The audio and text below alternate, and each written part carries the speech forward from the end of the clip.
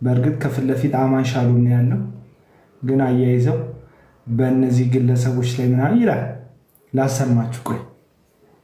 ሰበር ዜና ተሰምቷል። የወንጌል አማኞች ፖሊስ ኮሚሽን ኮሚሽነር ነኝ ብሎ ራሱን የሚያስበው ከላይ በፎቶ የምትመለከቱት በቲክቶክ ስሙ አማን ሻሎም ብዙ ጊዜ ትዕዛዝ መሰል ትችቶችን ሲያቀርብ የሚታወቀው ሰው ዛሬ ደግሞ ለኢትዮጵያ ጸጥታ አካላት እንዲህ ሲል ትዕዛዝ አስተላልፈዋል። የመንግስት አካል አንድ ግለሰብን አጃቢ ሆኖ ሲመጣ በጣም የተዋረደ ያምርበታል።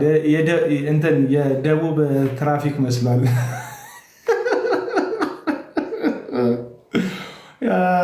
ቪዲዮ እዩት፣ ፎቶን ፎቶሾፕ የሰሩትን ማለት ነው። ትንሽ ግን ቀላ ኮሚሽነር ነኝ ብሎ ራሱን የሚያስበው ከላይ በፎቶ የምትመለከቱት በቲክቶክ ስሙ አማን ሻሎም ብዙ ጊዜ ትዕዛዝ መሰል ትችቶችን ሲያቀርብ የሚታወቀው ሰው ዛሬ ደግሞ ለኢትዮጵያ ጸጥታ አካላት እንዲህ ሲል ትዕዛዝ አስተላልፈዋል። የመንግስት አካል አንድ ግለሰብን አጃቢ ሆኖ ሲመጣ በጣም የተዋረደ አይነት ፊገር ይኖረዋል። ለክብሩ የማይመጥን ነው። የኢትዮጵያ ፌዴራል ፖሊስ የሚሆን የኢትዮጵያ መከላከያ ሰራዊትም ይሁን ሌሎች በተዋረድ ያሉ የጸጥታ አካላት ግለሰብ ልታጅቡ አለ መንፈሳዊ ነገርን አደርጋለሁ የሚል አካል ልታጅቡ አልተቀመጣችሁ።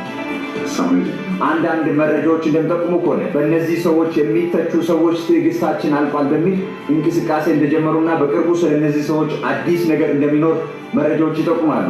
በቅርቡ ተከታታይ ወደ እናንተ ማድረስላችሁ ይሆናል። አዲስ ነገር ስለነዚህ ሰዎች ካለን ተከታታይ ያቀርብላችኋል። ምን እያለ ነው? በእነዚህ ሁለት ሰዎች ላይ የሚተቹ ሰዎች ትዕግስታችን በቃ እያሉ ነው ይላል። ደህና ነኝ ሀንቾ ነኝ። ሀንቾ የትኛዋ ሀንቾ? ቀበርቾ ነች ወይስ የትናንትናዋ ገብተሽ የነበረሽ ዋና? እና የነቢያት ዜና አንባቢ ነው ይሄ ሰውዬ። የነቢያት ሰው የሐሰተኛ ነቢያቶች ዜና አንባቢ ነው። የትናንቷ ነች። ደህና ነኝ እህታለ፣ ደህና ነኝ እግዚአብሔር ይመስገን። እና ከሰሞኑ አዲስ ነገር ይኖራል። ትዕግስታችን በቃ ምናምን ይላል። ትዕግስታችሁ በቃ የትኛው ነው ትዕግስቱ የበቃ? ከአራቲስቱ ዘይት ሻጮ ሐሰተኛው እዩ ጩፋ ነው ትዕግስቱ የበቃው ወይስ አዋሳ ሄዶ ዘይት ሲቸበችብ የነበረው የሲዳማን ልብስ? እኔ ደግሞ በጣም ነው የሚያስቁኝ እኮ የሆነ ክልል ላይ ሲሄዱ አይታችኋቸዋል። እነ ሜራ ክልል፣ እነ ጂፒኤስን፣ እነ ጆይ ጭሮን የተለያዩትን አይታችኋል። የሄዱበትን አካባቢ የባህል ልብስ አሰፍተው ምናምን ነገር በቃ በጣም ሳይኮሎጂካሊ ምናምን ሰዎች ላይ ተቀባይነት ለማግኘት በጣም ተጽዕኖ ለመፍጠር ይሞክራሉ። ያው የምታውቋቸው ናቸው። የክልል ልብስ በማድረግ ማለት ነው፣ የብሔር ብሔረሰብ ልብስ በማድረግ እዛ አካባቢ ያሉ ሰዎችን ልብ ለማራድ ይወዱናል። ምንም የሚወዱት ክልል የለም፣ የሚወዱት ህዝብ የለም። እነዚህ ሰዎች ምንም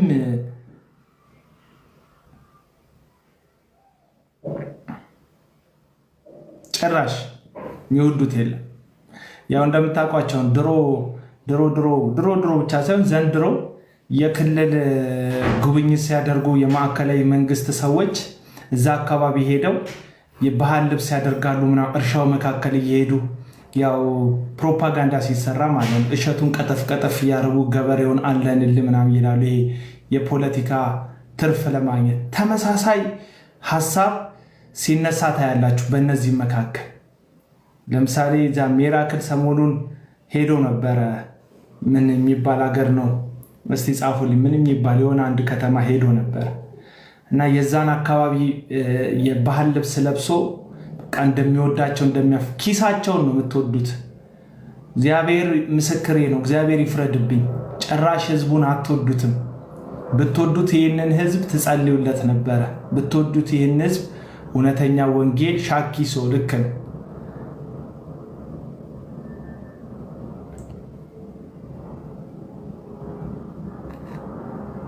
የሰው ስም አትጻፉ ብያለሁ፣ ትቦለካለህ። እኔን መሳደብ ምናምን ፐርሰናሊ ትችላላችሁ። የሰው ስም መተህ እነከሌ መጽሐፍ ጽፈዋል አንብቦ ሂድና እኔ ምን አገባኝ? ሁሉም እንደሆነ ወደ መቃብር ነው። ከመቃብር በላይ ስሜን ጠራኸው አልጠራኸው ምንም አይመለከተኝም። እኔ የሚያሳስበኝ ከሞት በኋላ እግዚአብሔር ፍርድ ዙፋን ፊት ስቀርብ እግዚአብሔር ልጅ ክርስቶስ ኢየሱስ ልክ እንደ ሐዋርያው ጳውሎስ ሩጫውን ጨርሻለሁ፣ የክብርን አክሊል እሸለማለሁ አልሸለምም የሚል ጉዳይ ነው። ይህም ጉዳይ በጣም እንትን አይደለም። የሚያሳስበኝ የእግዚአብሔርን አጀንዳ መፈጸም ነው እንጂ የሆነ ነገር መጻፍ አይደለም። አንሰማክም ይላል። ታዲያ ምንድን ጆሮን ይዘህ ነው ላይ ቤል የገባው? ጆሮን ይዘህ ነው ላይ ቤል የገባው?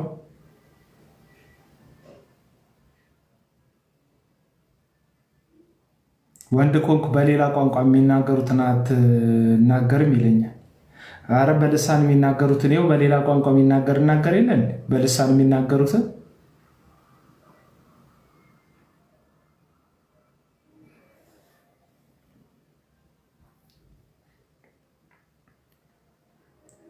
ወርቅ ምድር አክሴፕት አላደረጋችሁ። እንደዚህ አይነት ስም የሌለ ሌባ፣ ቀማኛ፣ ለሰው ልጅ ርህራሄ የሌላችሁ ወዳጅነታችሁን ስትጨርሱ አለቅልቃችሁ ስትደፉ ነውረኝነታችሁን አደባባይ ላይ የምትገልጡ ፌኮች፣ ፍቅራችሁ የውሸት የሆኑ ሰዎች በተለይ ሰሞኑን በጣም በቃ አመፀኛ ሰው አልቀበልህ በፈለግከው በሚሊዮን ፌክ አካውንት ትመጣለህ ብሎክ አደርግሃለሁ። እኔ ጋር ቦታ ስፍራ የለህም። አይመቸኝም እንደዚህ አይነት ሰው። በተለይ የሰው ገበና ገልጦ የሚሸጥ ወንበዴ፣ ጥቅም የተነካ ብሎ ቀንድ የሚያበቅል ወንበዴ አይመቸኝም። ከኔ ጋር ከዚህ በኋላ ድርድር የለም፣ ጭራሽ ድርድር የለም። በስልክ ማውራት ምናምን የለም። የእህቴን ገበና የወንድሞቼን ገበና ካወጣህ አለቅ። የሰው ራቁትነት ፎቶ መለጠፍ የጀመራችሁ አመፀኞች ፎቶ ስለሌለን አይደለም፣ የራቁት ፎቶ ስለሌለን አይደለም፣ ባለጌ ስላልሆነን ነው። ሁልጊዜ ስናወራ የምናወራው ትምህርትና ሀሳብ ላይ ብቻ ነው።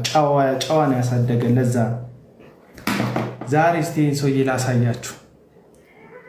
ሰውዬ ላሳያችሁ ካላችሁ ወገኖች ሀሳብ መስጠት ትችላላችሁ።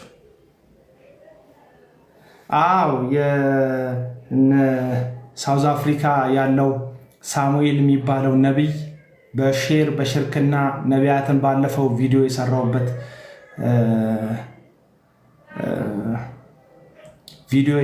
ሰውዬ እነ ቤካ ቤት መጥቶ መልስ እየመለሰ ነበረ። በጣም በተጽዕኖ ስር ነው ያለው። በቃ ፒፕሉ አብረን እንሁን እንጂ ጥቂት ሰዎች ለእውነት እንጀግን እንጂ እውነት በዚህ ጉዳይ ላይ በጣም በጽድቅ የጀገናችሁ የወገኖች ወንድሞቼ የወንጌላውያን አብያተ ክርስቲያናት የቁርጥ ቀን ልጆች ድምፃችሁን ማታሰሙ ግን እውነትን የምትወዱ በቤታችሁ የምትጸልዩልን እግዚአብሔር የምትፈሩ ኦርቶዶክሳውያን ቴንኪዩ፣ በጣም እናመሰግናለን። ቪዲዮዎቻችንን ለማድረስ ሪፖስት የምታደርጉልን በምንም ሞቲቭ አድርጉት። ሪፖስቱ ግን ሰው እንደሚያየው ሲያውቁ ወገባቸው ይላላል። ነገም ከነጎዳ ቪዲዮዎቻችንን ስታገኙ በተለይ በሐሰተኛ ነቢያት ዙሪያ ላይ የምንሰራውን ቪዲዮ ስታገኙ ኦርቶዶክሳውያን ሪፖስት አድርጉ፣ ሼር አድርጉ፣ ለሰዎች እንዲደርስ ለ2-3 ሰው እንዲደርስ አድርጉ። ምክንያቱም የሚሰረቁት ጎረቤቶቻችሁ ናቸው። የሚዋሹባቸው መድኃኒት የሚጥሉት የሚገደሉት ጎረቤቶቻችሁ ናቸው። እኔ ሰፈር ውስጥ እንኳን በጣም በሚገርም ሁኔታ ትድኛለሽ እየተባለች ትድናላችሁ እየተባሉ በቴሌቪዥን እየታዩ ግን ከሞቱ ወራት ያለፋቸው ሰዎች እና በአካል የማውቃቸው ሰዎች አባታቸው ይድናል መድኃኒት ጣሉ ተብለው ግን ሰውየው አርፎስ ወር አልፎታል። ሰውየው ሞቷል። ግን ስቲል እስካሁን ድረስ እስከ ወራት ድረስ በቴሌቪዥን ማስታወቂያ ነገር ነበር። እዚህ የምትገባው እህታችን ወንድሟ እንደሚድን ከካንሰር በሽታ እንደሚድን ተናግሯት ከዚህ በፊት መስክራለች። እኔ ጋር መታ ተናግረዋት እነዚህ አመፀኛ ሰዎች ወንድሟ ግን በ24 ዓመቱ በህይወቱን አጥቷል አለች። አሁንም ላይቭ ላይ ስለምታውቀው ስላለች ነው ይህንን ታሪክ ሼር ስላደረገችን በሁላችንም። በጣም የሚገርመው ነገር ግን የወንድሟ ማረፍ ሳይሆን በእንቅርት ላይ ጆሮ ደግፍ እንዲባል ያላመኑ ቤተሰቦቿ ኢየሱስን ላለመስማት፣ ወንጌል ላለመስማት፣ ጴንጤ የሚባል ነገር ጆሮ ላለመስጠት ጆሮዎቻቸውን ደፈኑ። በእነዚህ ሐሰተኛ ነቢያቶች ምክንያት ወንጌልን ሲሰሙ የነበሩ ልባቸውን ለክርስቶስ ሊሰጡ ጫፍ የደረሱ ሰዎች ጭራሽ እንትን አሉ፣ ጆሮቻቸውን ዘጉ ማለት ነው። ይኸውላችሁ ይሄ ነው። ይህች እህታችን ወንድሟን ቀብራ ወደ ነበረችበት ወንድሟም ወደ ነበረበት ወደ ሀገር አሜሪካ ስትመለስ ቪዲዮውን በገንዘብ ተደራድረው ነው ከዩቲዩባቸው ላይ ያስወረዱላት። ገንዘብ ከፍላ አንደኛ ዋሽተዋት ቤተሰቦቿ ወንጌል እንዳይሰሙ አድርገውባት ጆሮዎቻቸውን ልባቸውን እንዲዘጉ ለወንጌል አድርገው ወንድሟ ላይ ውሸት ተናግረው አቁስለዋት በየቸርቹ መንከራተቷን ከቆብ ሳይቆጥሩ ከዛስ በዛ ላይ ደግሞ በእንቅርት ላይ ጆሮ ደግፍ እንዲሉ ቴሌቪዥኖቻቸው ላይ ግን የተቀበረ ወንድሟ ቪዲዮ ይታያል። ድነሃል፣ በቃ ተፈውሰሃል፣ ካለብህ ካንሰር ተፈውሰሃል። ከዛስ ቪዲዮውን አውርዱልኝ ወንድሜን ቀብሬ መምጣቴ ነው ብላ ስታናገራቸው አናወርድም አሉ። ምክንያቱም በዛ ቪዲዮ ብዙ እይታ አግኝተዋል፣ ብዙ ሰው ተመልክቷቸዋል። ኦልሬዲ ያ ቪዲዮ ገቢ ማስገባት ጀምሯል። ገባ የፈውስ ቪዲዮ እየቀረጹ ማለት ነው። ከዛ ተደራድራ በቃ ይሄውንኩ ብላ ገንዘብ ከፍላ አወረዱላት። እንደዚህ አይነት ጨካኝ ሰዎችን የምትከተሉ ለነዚህ ሰዎች ብላችሁ ወንጌል ስበክ እስቲ አንተ ስለ ኢየሱስ ብቻ አውራ ምናምን እንዳይነገር ሚስጥራቸው እንዳይወጣ ነገም ከነጎዲያ እንደዚህ እህታችን አይነት ተመሳሳይ የሰው ላይ ጭካሬ ተመሳሳይ ሰው ላይ አውሬነት እንዲያካሂዱ ለማድረግ ማለት ነው። አለቀ በቃ ይሄ ነው። ወንጌል ብቻ ተናገር ምናምን የምትሉ ሰዎች ይሄ ነው። ዝም በል ያጭበርብሩ ማለት ነው። ወንጌል ብቻ ተናገር። ወንጌል ብቻ ተናገር ማለት ዝም በል ይግደሉ ማለት ነው። ወንጌል ብቻ ተናገር ዝም በል አሁንም ደስታውስ ውስጥ ሴት ይድፈሩ ይግደሉ ሰው መድኃኒት ያስጥሉ እያላችሁ ጨካኞች ናቸው፣ አረመኖች ናቸው። እንደዚህ አይነት እንትን የምትጽፉ ሰዎች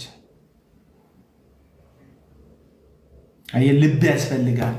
ርህራሄ እዚህ ልብ ውስጥ የሚሰቃዩ ሰዎች ጩኸት ልብክ ውስጥ ሞልቶ ርህራሄ የሌለው ሰው ይህንን አገልግሎት ማገልገል አይችልም። ማን በሞቀ ሀገር ቲክቶክ ከጀመረ 4 ዓመቱ ነው። ከ4 ዓመት በፊት ህይወት የሌለን አታስመስሉት። እየኖርን ያገኘ ነው ቲክቶክን። ቲክቶክ አይደለም የሚያኖረን፣ እየኖርን ነው ከቲክቶክ የተገናኘ። ቲክቶክ የሚያኖር የሚመስላችሁ ደግሞ መኖሪያ የዘላለም አምላክ ነው የሚለው አንተ ቀልደኛ። መኖሪያ የዘላለም አምላክ ነው መጽሐፍ። መኖሪያ የእግዚአብሔር ነው እዚህ ጋር። ለዛ ነው ለማንም አላሽቃብጠው። ለዛ ነው ጨካኝ የሆነው ውስጤ ለአመፅ፣ ለርኩሰት፣ ለክፋት፣ ለሐሰተኛ። አንተ የሚያኖር እግዚአብሔር ነው።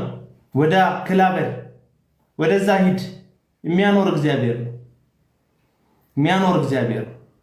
እንደነ አብረውኝ እንደነበሩት ያኔ አብረውኝ እናገለግላለን ብለው እንደዚህ አይነት አገልግሎት ሳገለግል ቅይስ ብለው ስሜን ለማጥፋት ሁሉ ሲፈተፍቱ ፎቶዬን ሰብስበው ለጥፈው ሲያብሩብኝ በጀርባ ሲደራደሩብኝ የነበሩ አብረውኝ ግን ሲያገለግሉ የነበሩ ሰዎች ሁሉ እስኪለወጡብኝ ድረስ በዓላማዬ የጸናሁት በመጠላት የጸናሁት ሰው ሁሉ የሚጠላኝ እስኪመስለኝ ድረስ በጥላቻ ኮመንቴ ሁሉም ነገር እስኪጠላ ድረስ የጨከንኩት ውስጤ ርህራሄ ስላለኝ ነው። ለማን መድኃኒት ጣይ ተብላለች ለምትሞት እህቴ፣ ለወንድሜ፣ ለአባቴ፣ ለእናቴ አዝናለሁ።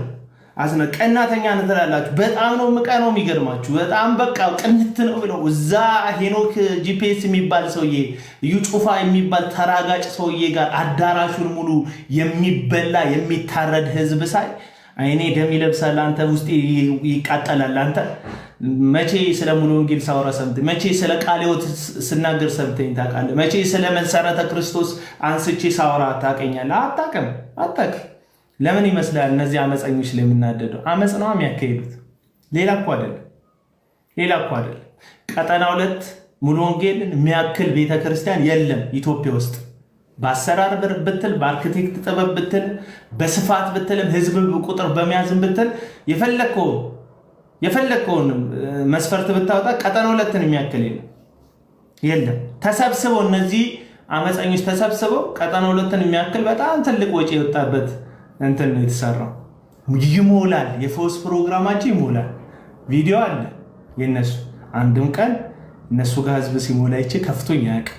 ምክንያቱም ሙሉ ለሙሉ ንጹህ ነው ባልልም፣ ግን እነዚህ የወንጌል አማኞች ሜንላይን ቸርች የሚባሉት ኢየሱስን ቢያንስ ያደምቃሉ። ቢያንስ ለአንድ ግለሰብ የሚባል ሰውዬ ደምቆ አይታይም።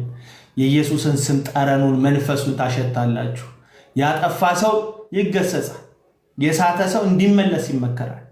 ትንቢት ተናግሮ መዘላበድ አይቻልም። ትንቢትክ ይመዘገባል። መቀባጠር አይቻልም። ትመዘገባለህ። ስህተት ከተናገር እዛ ውስጥ የሚሳሳት ውሸተኛ ሰው ይኖራል። ገና ቢያንስ ለመጠንቀቅ ብዙ ስቴፕ ይሄዳሉ። እነዚህን ሪስፔክት አደርጋለሁ። የነ መሰረተ ክርስቶስ 100 የሚያክሉ ሐሰተኞችን አልቀበልም ብላ መሰረተ ክርስቶስ ቤተክርስቲያን እነ ዩጩፋ እነ ምናምንን እነ ተዘራን እነ ሜረ እነዚህን ሁሉ ዘርዝራ በስም እነዚህን አልቀበልም በእኔ ቤተ እምነት ብላ ለጥፋለች። መሰረተ ክርስቶስ ቤተክርስቲያን አያከብራለሁ እንደዚህ አይነት ቤተክርስቲያን። መሰረተ ክርስቶስ ውስጥ ግን ሆነ ወንጌላዊ እሆናለሁ ፓስተር እሆናለሁ እያልክ የኢዩ ጩፋ አይነት ህይወት መኖር የምትመኝ ከሆነ በጊዜ ውጣ። በቃ በጊዜ ውጣ። ይህንን እንደዚህ በቃ ህይወታችሁ ገንዘብ ላይ የተመሰረተ ነው። አየህ፣ ቃለ ህይወት በሐሰተኞች ዙሪያ ላይ ድርድር የምታውቅ ቤተክርስቲያን አይደለችም። ደቡብ ላይ ብትል፣ ሰሜን ላይ ብትል፣ ምስራቅ ላይ ብትል፣ ምዕራብ ላይ ሲሪየስ ቤተክርስቲያን ናት ቃለ ህይወት ቤተክርስቲያን። ወንጌልን በማድረስም ብትል፣ በኢትዮጵያ ላይ በልማትም ብትል፣ በብዙ ነገር ላይ ብዙ በጎ ተጽዕኖ ያላት ቤተክርስቲያን ናት። እዚች ቤተክርስቲያን ውስጥ ያላችሁ ናችሁ እንግዲህ ፀጉራችሁን አጎፍራችሁ ነብይ ነን የምትሉት። ቤተክርስቲያኗ እኮ ነብይ ራሱ አትሾምም እኮ። እኔ በጣም የሚያስቅ ቤተክርስቲያኗ ነብይ እኮ አትሾምም። ከየት ነህ ሲባል ከቃለ ህይወት ነኝ ይላል። ቃለ ህይወትን ነብይ አትሾምም። ቃለ ህይወት ሆነ ቤተ እምነቱን በደንብ የምታቆን መጽሐፍ ቅዱስ ቃለ ህይወት ካስተማረች እንደዚህ መቀባጠር የሚባል ነገር የለም። ወጥተህ ፀጉሩን አጎፍረ እናገራለሁ ምናምን የለም። በእግዚአብሔር ቃል ሙሉ ነው። ስሙ ይሄንን ወይም ሩል የጦንጠሎች ጊዜ ድረስ የትምህርት ሳይሆን ማስተምራችሁ የጸሎት ርዕስ ነው የምሰጣችሁ። ያለፈው ጊዜ ስለሚጮሁ ደሞች ተናግሬ የኢየሱስን ስጋና ደም የጌታ እራት በየቀኑ ወይም ቤተሰቦቻችሁ ሰብስባችሁ ቶፒክ ነው የምሰጣችሁ። ክብር ለኢየሱስ ይሁን። ርዕስ ነው የምሰጣችሁ። የጸሎት ርዕስ ትንቢታዊ አዋጅ የሆኑ ርዕሶችን የምሰጣችሁ። አሁን ኔክስት ላይቭ እስከምንገናኝ ድረስ አጋጣሚዎች ተፈጠሩልኝ። እግዚአብሔር ስለምፈጠርልኝ አጋጣሚዎች አመሰግናለሁ እያላችሁ መጸለይ ጀምሩ። አመሰግናለሁ እያላችሁ እሱን ማመስገን ጀምሩ።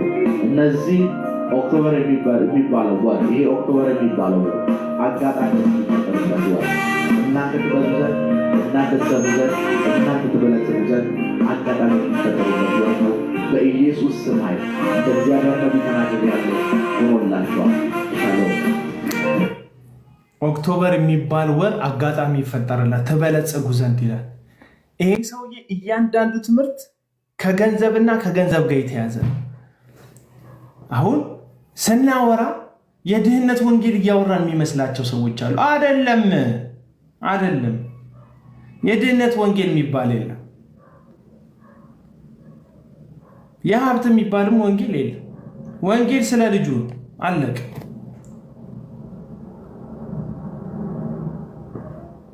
ለምንድን ነው ዛሬ አለውኝ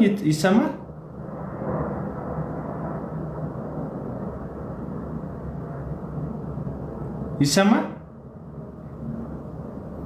ለምንድን ነው ሰዎችን ኢንቫይት ለማድረግ ስሞክር እምቢ የሚለኝ ይረር የሚለኝ?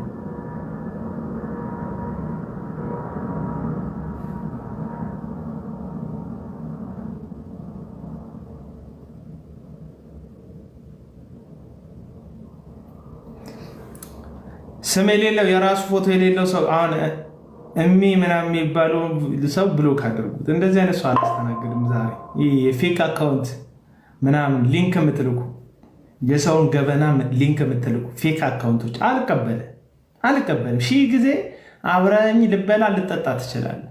አልቀበልም ነው የምልህ። እህቴን አሳልፈ ሰጥተህ አልቀበልህ። አመፀኛ እግዚአብሔር ይገስጽ። ጤነኛ ያልሆነ ጭንቅላት ያለ አመፀኛ። አሁን ሞዴሬተር የሆናችሁ ሰዎች እግዚአብሔር ይገስጻችሁ። ሞዴሬተር የሆናችሁ እሜ ነው ምናምን የሚባለውን አካውንት ብሎክ አድርጉልኝ ያልኩኝ ስላልቻልኩ ነው ብሎክ ማለት። ኮመንት የሚጽፉት ብሎክ አድርጉ። አመፀኛ የሰው ራቁትነትን መሸፈን ነው ክርስትና። ራቁትነትን ሚውት አይደለም ብሎክ አድርጉልኝ ያልኩትኝ ፍሪውመን። የሰው ራቁትነትን መሸፈን ነው ክርስትና። ባለጌዎች ናቸው። አድራሻውን ያውቃል መልእክት ባለመልእክቱ አድራሻውን ያውቃል። ለዛ ነው የምናገረው። ባለጌዎች ናቸው፣ ነውረኛ ናቸው። ይህን ገበየውን ብሎክ አድርጉት።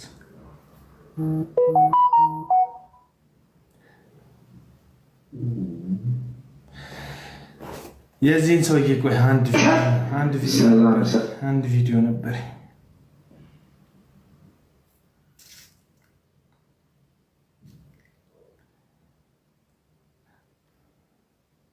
ዲነት አቦኔ ብቻ እንዲህ ብዬ አልገልጸውም። ዲነቱ ነጋዴ ባጭ ምንድን ነው የምትነግረው? ነጋዴ ነኝ። ጫማ ነግዳለሁ። ጫማ ነው ነግደው። ጫማ በቀጠር ነው። ስንት ብር ትፈልጋለህ አሁን ከዚህ በኋላ?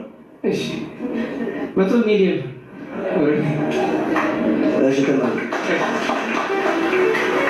ዘርጎ ለሱ ጫማ ነጋዴ ነኝ አለ። ድህነት የሚል ነገር አነሳ። ከዛ 100 ሚሊዮን ብር ፈልጋለሁ አለ። አሁን የተንበረከከው ለ100 ሚሊዮን ብር ነው። እና በግል ጥያቄ አቅርቤያለሁ ለካውንስሉም ቢሆን ጆይ ጭሮ ለሚባል ዱርዬ፣ ጆይ ጭሮ ለሚባል አመፀኛ፣ ጆይ ጭሮ ለሚባል በወንጌል ላይ ለሚነግድ ነጋዴ፣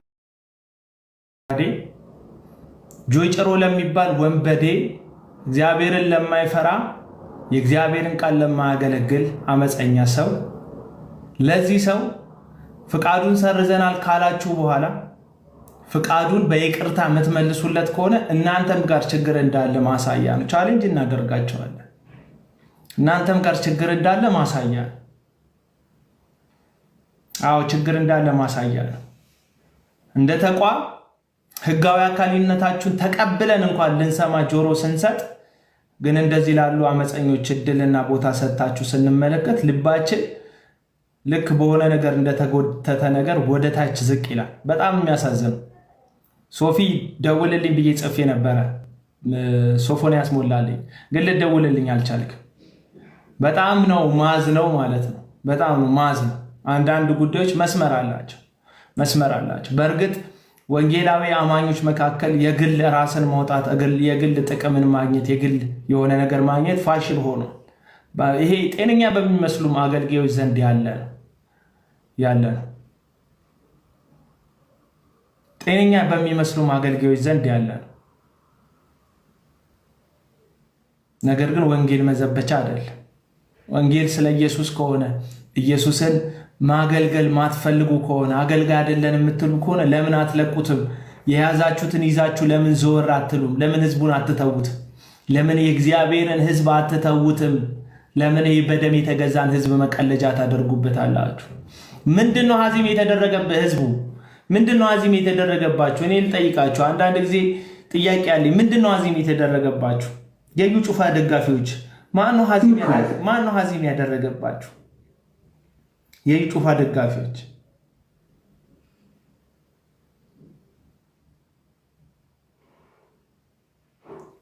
ማነው ሀዚም ያደረገባችሁ?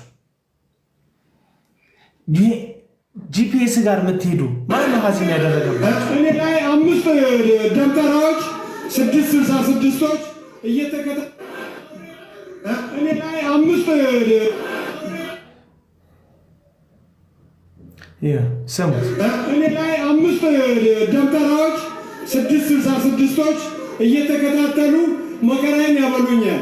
ከቤቴ በላይ ፈርሶ የተሰጠኝ ቤት አንድ ከላይ አንድ ከታች፣ ሁለቱ ደግሞ እንደዚህ በማልፍበትና በማልፍበት ሆነው ያስቸግሩኛል። እንገልሃለን፣ ዛሬ ጂፒኤስ ብትሄድም አትድንም ይለኛል። ግን እኔ ደግሞ ደብተራው ስማ አልኩት፣ እንኳን ጂፒኤስን እኔን አትችለኝም አልኩት። እኔን አትችልም አልኩት። ኢየሱስ ክርስቶስ ጌታ ነው። ኢየሱስ ጌታ ተነሳሽ ቆይታሽ እግዚአብሔር እግር ነው። የእግዚአብሔር አፍ ነው።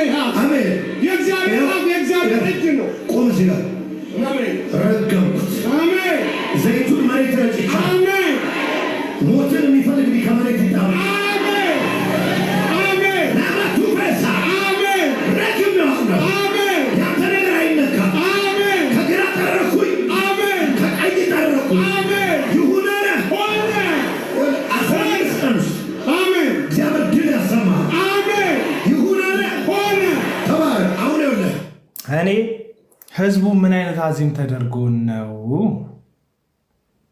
ምን አይነት አዚም ተደርጎባችሁ ነው?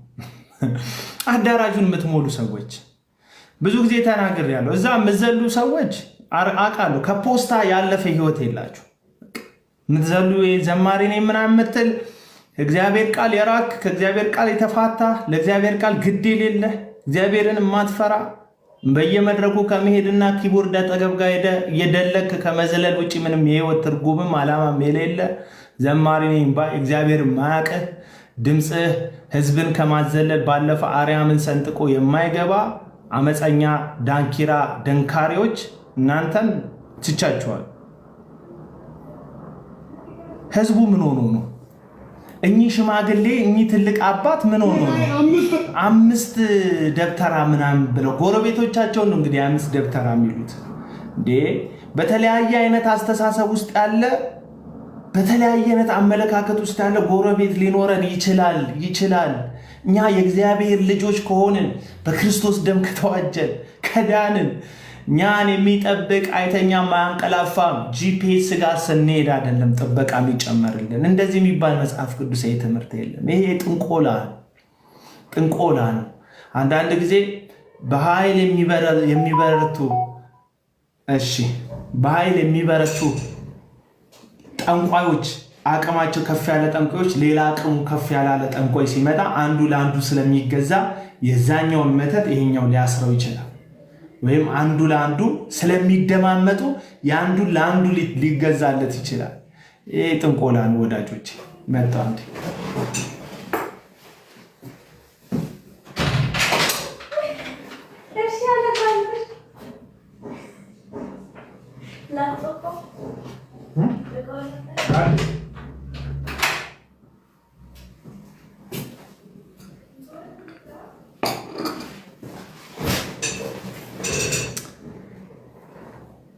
እና ቡና ብጠጣ ቅር አይላችሁ ማለት እና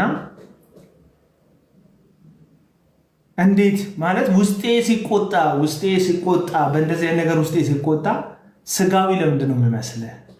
ለምንድን ነው አብራሂም አትቆጣ ወዳጅ? ለምንድን ነው የሆነ አንድ ፓስተር ስም ያለው አለ። እኔ ስገባ ሪከርድ ያደርጉኛል ዩቲዩብ የሚሰሩ ሰዎች። እኔ ዩቲዩቤ ላይ ጭኛ ላቅም ቪዲዮ ድሮ ነው በቃ የጫንኩት። ብጭንም ብዙ ተመልካች የለውም። የዩቲዩብ አክቲቭ ስላልሆነ አቤል አቡና የሚል ዩቲዩብ አካውንት አለኝ 4000 ምናምን ሰብስክራይብ ያለው ያን ያህል የሚንቀሳቀስ አካውንት የለኝም። ኦፊሻል የሆነ የዩቲዩብ አካውንት የግል የዩቲዩብ አካውንት የለኝም። ሰዎች ግን የራሳቸውን ርዕስ ሰጥተው ተምብሌን ሰርተው ይለጥፉታል የኔን ቪዲዮ ላይቭ የገባሁበት እና አንዳንዱ ቪዲዮ ስመለከተው አንድ ፓስተር አለ አንተን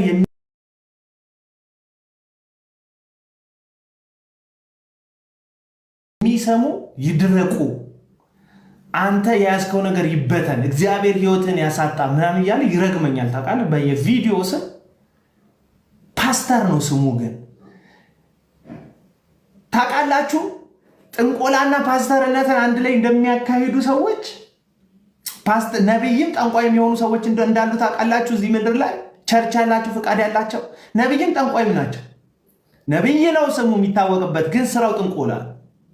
ለዚህ ነው መድረኮቻቸው ላይ የእርግማን ማት የሚያወርዱት። የኢየሱስ የሆኑትማ ኢየሱስ እኮ አስተማር የተራራው ትምህርት ላይ የሚረግሟችሁን መርቁ። ይሄ የአቡና ከኪሱ ያወጣው ትምህርት አይደለም፣ ኢየሱስ ነው። የሚረግሟችሁን መርቁ፣ የሚጠሏችሁን ውደዱ፣ ለሚያሳድዷችሁ ጸልዩ አለ። በክፉ ፈንታ ክፉን አትመልሷል። ይሄ የኢየሱስ ትምህርት ነው። የኔ ትምህርት ነው እንዴ ወገኖች? የኔ እኮ አይደለም፣ የራሱ የኢየሱስ ክርስቶስ ትምህርት ነው። የኢየሱስ ትምህርት ነው። እነዚህ ሰዎች ግን መድረኮቻቸው ላይ ቆመው ይራገማሉ። እኛ አባት ደግሜ ያሳያቸዋለሁ። እኚህን አባት ቡናዬን እየጠጣ ቅድም ስገባ አዛጋውና እንቅልፌ ሊመጣ ሆነ። አንዳንዱ ቅምሃል ይለኛል፣ ጃኬት ስላደረግኩ ያለበኛል እና ቅማል ምናምን የምትሉ ሰዎች አይኗ አውቃለሁ። እኔን በተቻለ መጠን የሆነ አንዱ እዛ የቤት ኪራይ ምናምን ደረሰ ምናምን የምትሉ ሰዎች አላችሁ። እኔ ባለፈውም ነገራቸዋለሁ።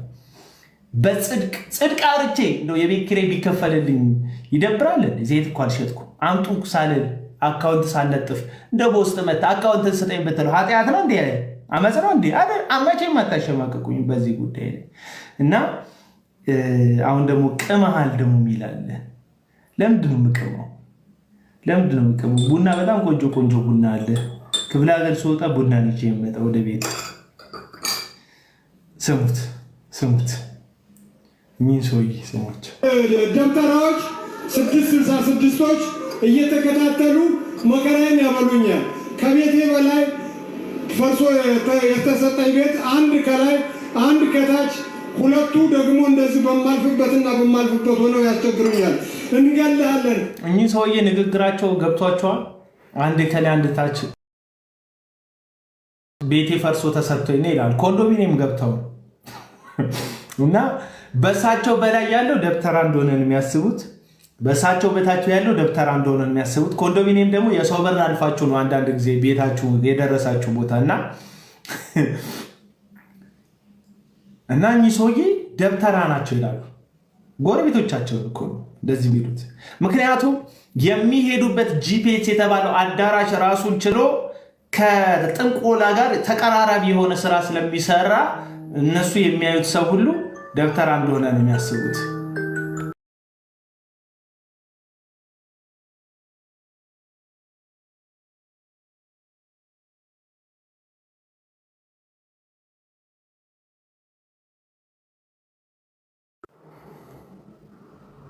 ዛሬ ጂፒኤስ ብትሄድም አትድንም ይለኛል። ግን እኔ ደግሞ ደብተራው ስማ አልኩት፣ እንኳን ጂፒኤስም እኔን አትችለኝም አልኩት። እኔን አትችልም አልኩት። ኢየሱስ ክርስቶስ ጌታ ጌታ ነው። ኢየሱስ ጌታ ተነስጋሽ ቆይታሽ እግዚአብሔር እግር ነው ይሄ።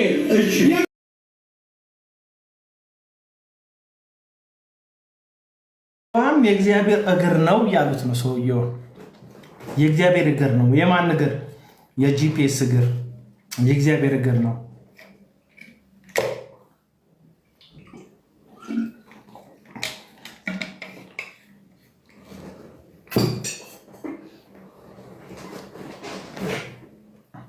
የዲያብሎስ የእግዚአብሔር እግር ነው እያሉ እኚህ ሰውዬ ስለ ሰይጣን አልገባቸው መሰለኝ።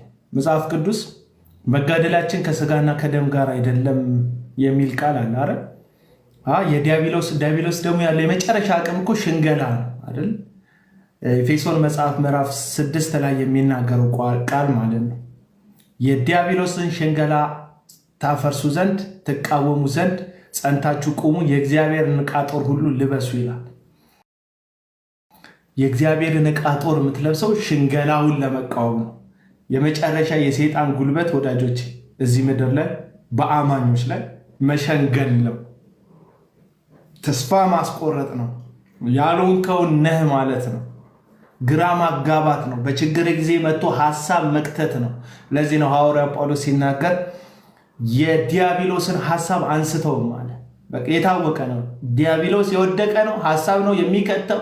ሐሳቡን አንስተው ምንድነው ሐሳቡ ስትል ልክ በጉን ልክ ኢየሱስን መሲሁን እንደፈተነው በክርስቶስ ኢየሱስ የሆኑ ሰዎችን በፈተናው ጠልፎ ለመጣል የሐሰትን ክስ መክሰስ ነው። ለዚህ ነው ኢየሱስ ክርስቶስ እሱ ከመጀመሪያውንም ሐሰተኛ ደግሞ የሐሰት አባት ነው። ሐሰትን ከራሱ ይናገራል፣ ከየትም አምጥቶ አይደለም። ሕፃን ልጅ ውሸት ቢናገር ውሸት የሆነ ሰው አስለምዶት ነው። አንተ ውሸት ብትናገር ውሸት ከሆነ ሰው ለምደ ነው። ሰይጣን ግን ሲዋሽ ከራሱ ይዋሻል። ለምን? እሱ ሐሰተኛ የሐሰት ደግሞ አባት ስለሆነ። በቃ ሰይጣን የመጨረሻ አቅሙ ሽንገላ ነው፣ ሐሰት ነው ወዳጆቼ። ይህንን አላስተማሩንም። እነሱ ብቻ በጣም አጋንንት እንደሚያስወጡ ለዚህ ነው ተከታዮቻቸው ከስር ይመጡና አንተ አንድ አጋንንት አስወጥተህ አታውቅም ይላሉ። እስራኤል ዳንሳ የሆነ ጊዜ ላይ መጋቢ ጻድቁ ፊት ለፊት ስለገሰጹት በአገልግሎቱ 2 በሽተኛ ፈውሶ የማያውቅ ሰው ነው እሱ ብሎ ይተቸዋል። ማንን? ጻድቁ። ሰይጣኑ አስወጥቶ የማያውቅ ሰው ነው።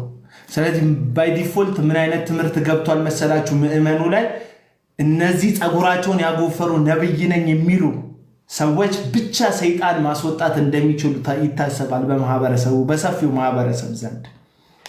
የእግዚአብሔር ሴቶችና ወንዶች መጽሐፍ ቅዱስ ሲናገር ያመኑትም እነዚህ ምልክቶች ይከተሏቸዋል፣ በስሜ አጋንንትን ያስወጣሉ፣ በአዲስ ቋንቋ ይናገራሉ የሚለው ቃል ላመኑት ሁሉ የተጻፈ ከሆነ እናንተ አማኞች ከሆናችሁ በጌታ ኢየሱስ ክርስቶስ የስም ስልጣን በዚህ ዘመን ላይ በዲያብሎስ ስልጣን ሁሉ ላይ ኃይል አለው።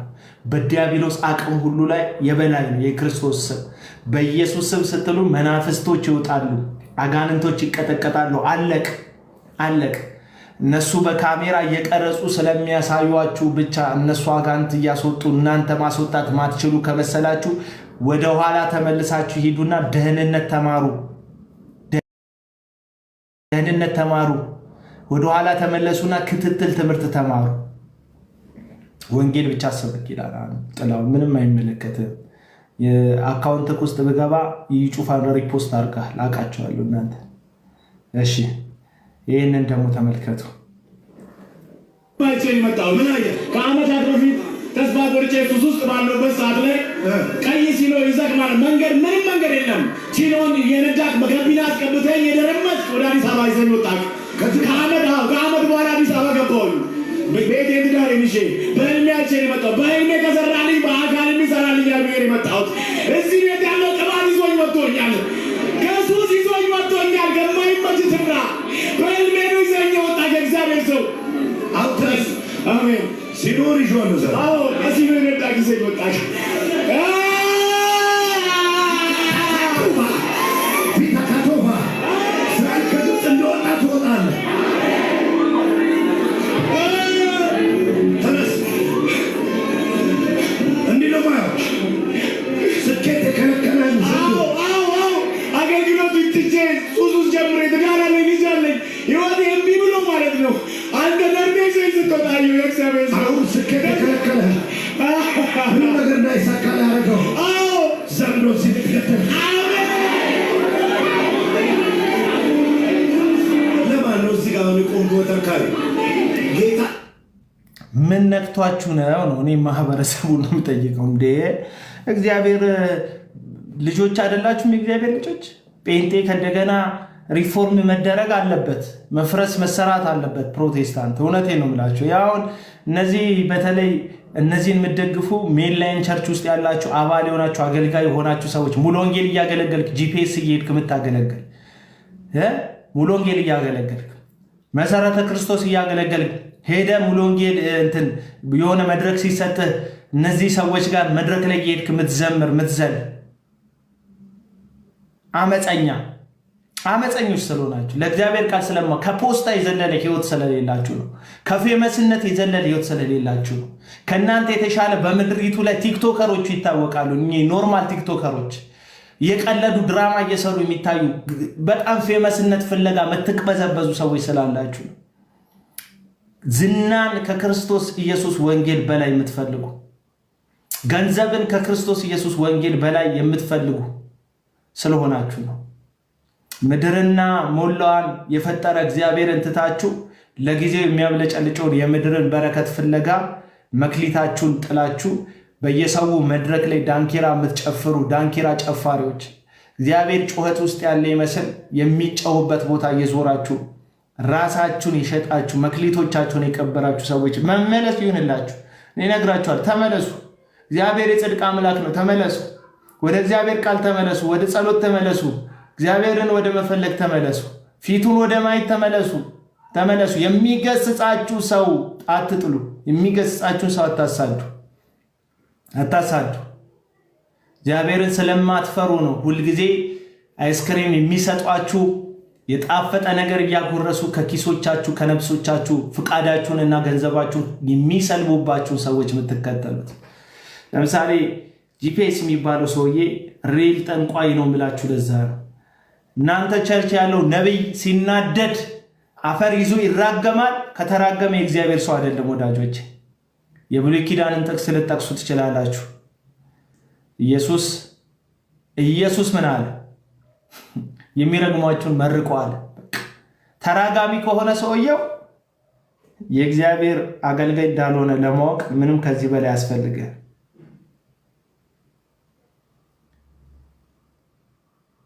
ራሳቸውን ደግሞ እንዴት ማድመቅ እንደሚወዱ ተመልከቱ። እንግዲህ እቺ ፒንክ እኔ አግብቻለሁ ግን ተለያይተን። እቺ ፒንክ ልብስ እኔ ፒንኳ ናት ግን ተለያይተን። እሺ በጋብቻ ዙሪያ ምንድን ነው ፕሮግራም? በጋብቻ ዙሪያ ትንሽ የሚከብድ ነገር አሁን ከፊት ሌላ እሱ አለ ያለፈው ነው ያለው። ይኸውላችሁ ጠንቋይ ነው የሚላችሁ ለዚህ ነው።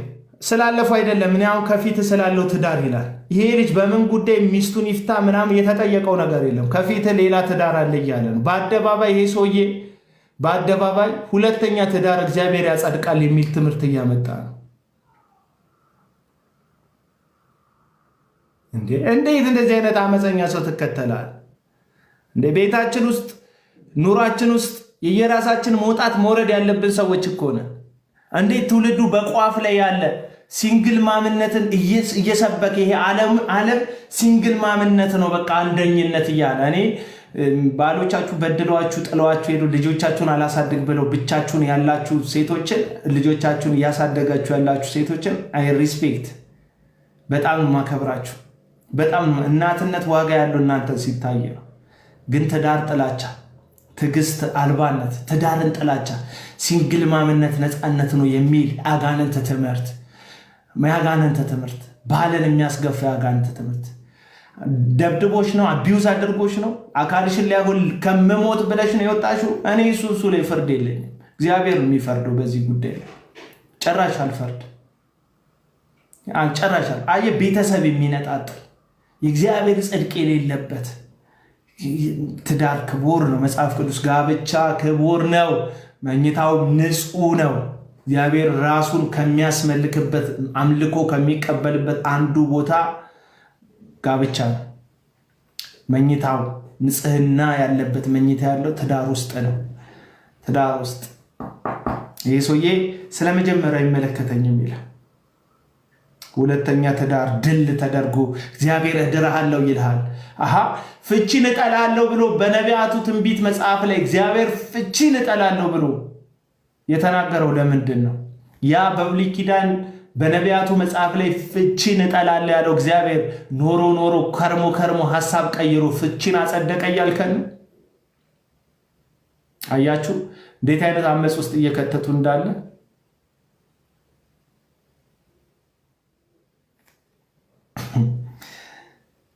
እኔ ሁለተኛ ትዳር ነው ይላል ሚታይ ንጹህ አለ። እዚህ ጋር ሳቅ አለበት። ሳቅ የሌለበት ልክፈትላችሁ። አሜዚንግ ነው እኮ ይህን ተደግፋለህ፣ ተቀብተሃል። አንተ ስታስወጣኝ አይቻለሁ ምናምን ትላለህ። እሱ የሞቀ ትዳር ውስጥ ቁጭ ብሎ እሱ ሚስቱ ልጁን ከድሃ በሰበሰበው ገንዘብ አሜሪካ ይሁን አውሮፓ ስኮላርሺፕ እንድታገኝ ውጭ ሄዳ ፈረንጅ ባለሀብቶች የሚማሩበት ትምህርት ቤት ልኮ እያስተማረ ጥንቆላና በመተት ያመጣውን ማለት ነው። ግን እዚህ ጋር የሐሰት ትዳር ያጸድቃል። አግብታ እኔ አግብቻለሁ አግብታ እኔ አግብቻለሁ ግን ተለያይተን። እሺ በጋብቻ ዙሪያ ምንድን ነው ፕሮግራም? በጋብቻ ዙሪያ ትንሽ የሚከብድ ነገር አለ በእነሱ ፋሚሊ በኩል ማለት ነው። አሁን ከፊት ሌላ እሱ አይደለም ያለፈው ነገር አላውቅም። ያላየሁትን አላየሁት። ወደፊት አገባለሁ። እሺ በክብር ነው አገባው። አዎ እኔ አሁን ስላለፈው አያገባኝም። ያላሳየኝ በጣም ክብር ያለበት እግዚአብሔር የሚከብርበት አሜን። ሰርግ ግን ከፊት አይቻል። አሜን ሃሌሉያ። የትንቢት አለ ምን ላድርግ እንግዲህ እኔ ምን ላድርግ እንግዲህ ያየሁትን ነው ማራዛባ ሻባታ ጋዳላቫና ሰባ ያቺኛዋስ እኔ አላየሁማ ማርታ ካባሃዲቬን ታላቫኒያስ ሰራካ ካምቦ ገስካዲያና አራሃዲጄ ላራካ ሰባሃንባናታ ሁለተኛ ስለ ሁለተኛ ትዳር አውርተው እንዴት አመፀኛ እንደሆኑ ከዛ ልሳን እያሉ ነው እንግዲህ ቸርቹን ይበጠብጡት። አየህ መንፈስ ቅዱስ ስጦታ መቀለጃ ነው። መንፈስ ቅዱስ ስጦታ ልሳን አለ የለም ተከራከራለህ አንተ። የመንፈስ ቅዱስ ስጦታ ምናምን ደም ስር ተገታትሮ እነዚህ ሰዎች የመጀመሪያው ትዳር መፍረስን አፕሩቭ አድርገው ሁለተኛ ትዳር እንደሚያስፈልግ ለመናገር እነዚህን አጫጭር ፊደሎች እየተጠቀሙ ህዝቡና ይፈጥራሉ።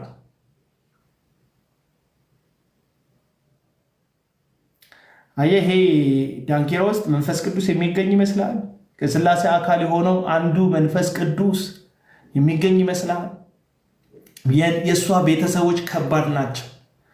መጀመሪያ ከባድ እንዳልሆኑ ስላላወክ ነው ያገባሃት። በቃ አግብታታል።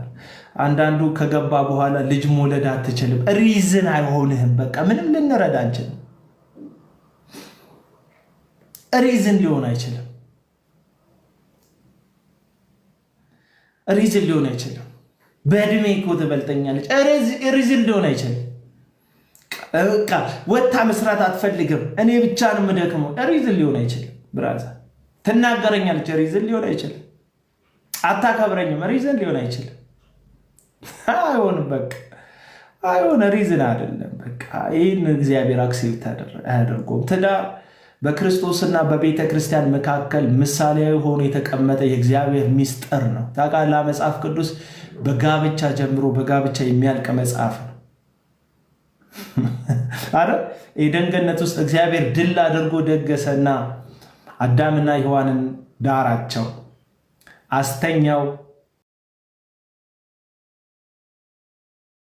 አስተኛው፣ ቀሰቀሳት። ከዛስ ቀሰቀሳት።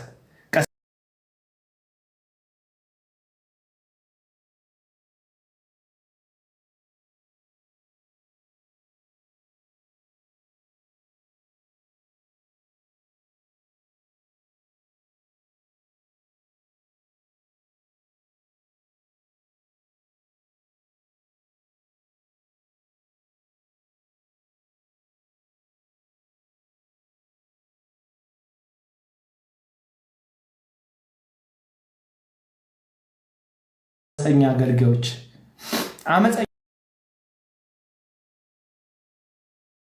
አገልጋዮች አሉ። እንቀማመስ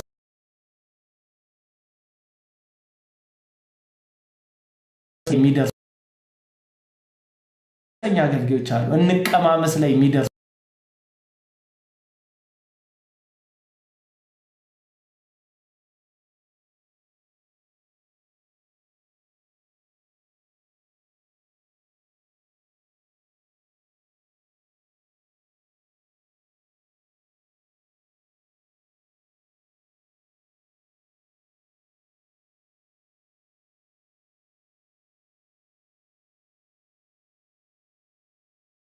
ኔትወርክ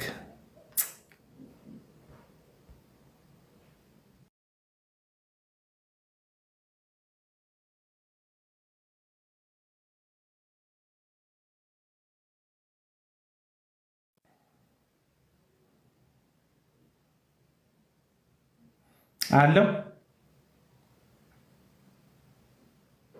ወገኖች።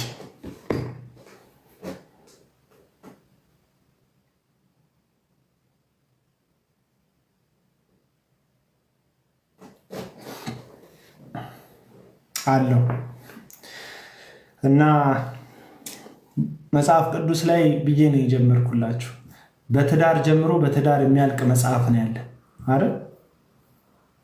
የመጀመሪያው ኤደን ገነት እግዚአብሔር አዳምን አስተኝቶት ከጎኑ ሔዋንን የፈጠረበት የእግዚአብሔር ዕቅድ ነው። የመጨረሻው ደግሞ የበጉ ሰርግ ነው። እንደምታውቁት በሰማይ ታላቅ ድግስ አለ። በሰማይ በእግዚአብሔር ዘንድ ታላቅ ድግስ አለ። ቤተ ክርስቲያን፣ ቅድስቲቱ ቤተ ክርስቲያንና ክርስቶስ የሚጠቃለሉበት ራስ የሆነውን እርሱን በሙላት ቤተ ክርስቲያን የምታገኝበት የበጉ ራት የሚባል የበጉ ሰርግ የሚባል አለ። ስለዚህ መጽሐፍ ቅዱሳችን ራሱ በጋብቻ ጀምሮ በጋብቻ የሚያልቅ መጽሐፍ ያለ ይህ ታላቅ ሚስጥር ነው እና እነዚህ ሰዎች ግን ትዳርን ያጣጥሉታል። እየሰራ አይደለም መሰለኝ አይደል? መፍትሄ ይለኛል አንዱ። መፍትሄ ወደ ቃሉ መመለስ ነው። እነዚህ ሐሰተኞች መራቅ ነው መፍትሄው። ለእነዚህ ሰዎች ከለላ መስጠት ማቆም ነው መፍትሄው። መፍትሄው እንደዛ ነው። ያወራሁትን ሰምታችኋል።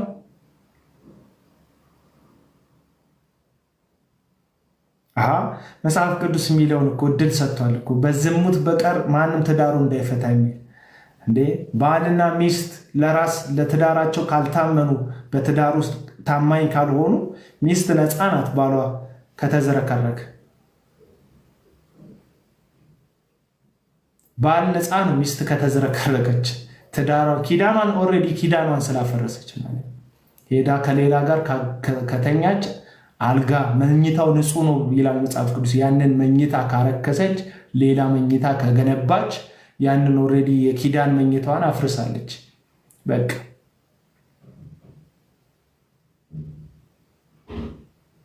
የኪዳኗን አፍርሳለች። ሰው ነፃ ነው ባል ሚስት ከተዝረከረከች። ባል ከተዝረከረከ ነፃ ናት ሚስት። ይህ መጽሐፍ ቅዱስ ስለሚፈቅድ ማለት ነው። ግን አሁን አልተጣጣምንም የሚሉ ቀደም እየነገርኳችሁ ነበር። መጽሐፍ ቅዱስ በትዳር ጀምሮ በትዳር ነው የሚያልቀው፣ በሰርግ ጀምሮ በሰርግ ነው የሚያልቀው መጽሐፉ ራሱ አይደል? የአዳምና የሔዋን ሰርግ በኤደን ገነት፣ ከዛስ የበጉ ሰርግ ደግሞ በሰማይ። የበጉ ሰርግ ሙሽሪትና ሙሽራው የሚከብሩበት በሰማይ ራስ የሆናትን ክርስቶስን በሙላት ክብሩም ህልውናውም ባለበት በዛ አብራው የምትከብርበት ቤተክርስቲያን የምትከብርበት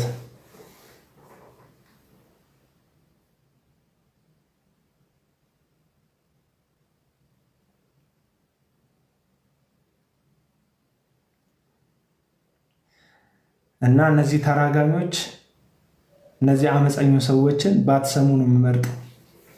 ካላችሁ አለ መጥ ቻርጅ ይመጥ ታታባሉ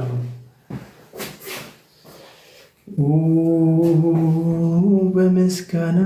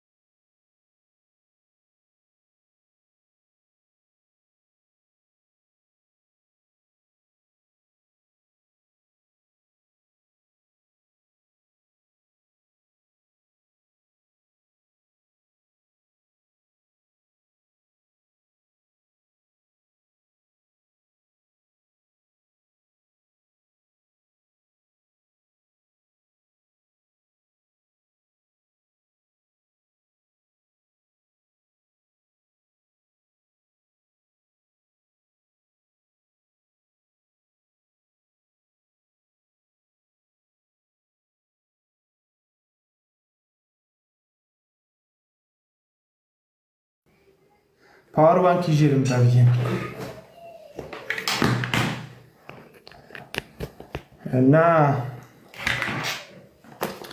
እና አቶ እንቀማመስም አሉ ነው የምላችሁ። በጣም ብዙ ዘማሪዎች በተለይ መዝሙር ላይ ያሉ ሰዎች፣ ሁሉንም አላልኩም፣ ስም የጠቀስኩበትም የጠቆምኩበትም ሰው የለም፣ ግን አጠቃላይ ኢንፎርሜሽኑ ልንገራችሁ። በተለይ ሴቶች ታዋቂ ነው ብላችሁ ኢንቦክስ ሲያደርጉላችሁ ሲጽፉላችሁ ተጠንቀቁ። በተለይ ከዘማሪዎች ተጠንቀቁ። ውይ ትህትን ነው እንዳትይ እንደዚህ ነው ማየት ያለብሽ። እንደዚህ መጀመሪያ እንደዚህ ነው ማየት ያለብሽ። ውይ ትህትን ነው። እሱ ታዋቂ ሲሆን እሱ ታላቅ ዘማሪ ሲሆን 3 አልበም 4 አልበም ያለው በህዝብ ዘንድ መነጋገሪያ የሆነ ብዙ ሰዎች የሚወዱት ዘማሪ ሲሆን ሳለ እኔ የማረባዋና የማልጠቅመዋን በኢንቦክስ ሃይ አለኝ እንዳትይ። እንደዚህ ብለሽ የምፈልገው እንዲህ ነው ማየት ያለብሽ። የመጀመሪያ ስቴፕ አየህ፣ ሰዎች ትርጉመ ቢስ ያደርጉት ህይወትን በቃ ጫፍ ደርሷል። በተለይ ማይክ የያዘ ሰው በጣም መፍራት አለብን።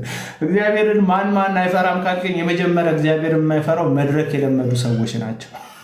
እግዚአብሔርን የማይፈሩ ሰዎች እኔ ልንገራችሁ፣ እግዚአብሔርን ማን አይፈራም ካልከኝ መድረክ የለመዱ ሰዎች። አንድ አባባል አለ፣ አንድ አባባል የቄስ ልጅ እግዚአብሔር አጎቱ ይመስለዋል የሚባል አባባል ታውቃላችሁ? ስንቶች ታውቃላችሁ ይህን አባባል?